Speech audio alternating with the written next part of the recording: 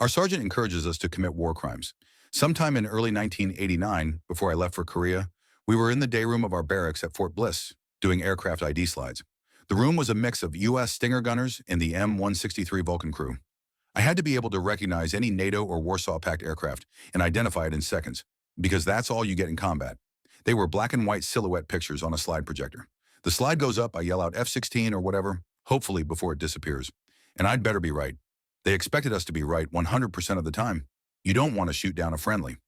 Realistically, anything in the mid to high 90s was good, but we were super competitive about it, especially between the Stinger and Vulcan guys. So we're doing this and talking about air defense stuff when someone asked the NCO leading the activity, can we kill a pilot who is parachuting down? I guess this guy secretly wanted to be infantry or something. Killing aircraft wasn't enough for him. According to the 1949 Geneva Conventions, you can shoot airborne forces, but not a pilot who has bailed out. That was the answer we got from the EO5 running the activity. Although I think he said something more like, no, don't be stupid. And someone else chimed in with the reason why.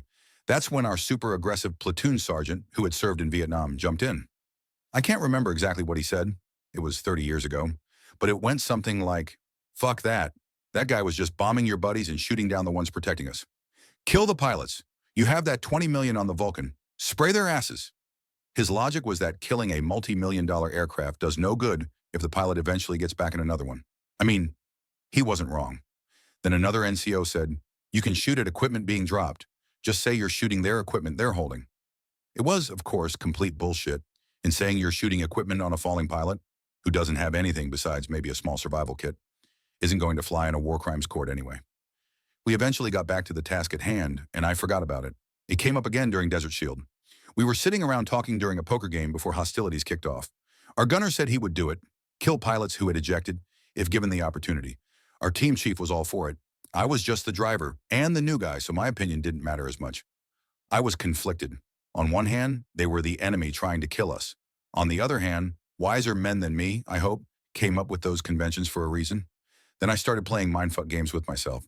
Would the Iraqis show our pilots mercy? Does it make it okay to do it to them if they do it to us? We never had to put it to the test anyway. The one fighter that went down near us exploded after the F-15 stole my kill, taking the pilot with him. Now that I think about it all these years later, I wonder if our crew really would have committed a war crime just because some salty NCO told us to. And if our gunner had decided to do it, what could I have done from the driver's seat besides yell over the headset telling him not to? War is some fucked up shit.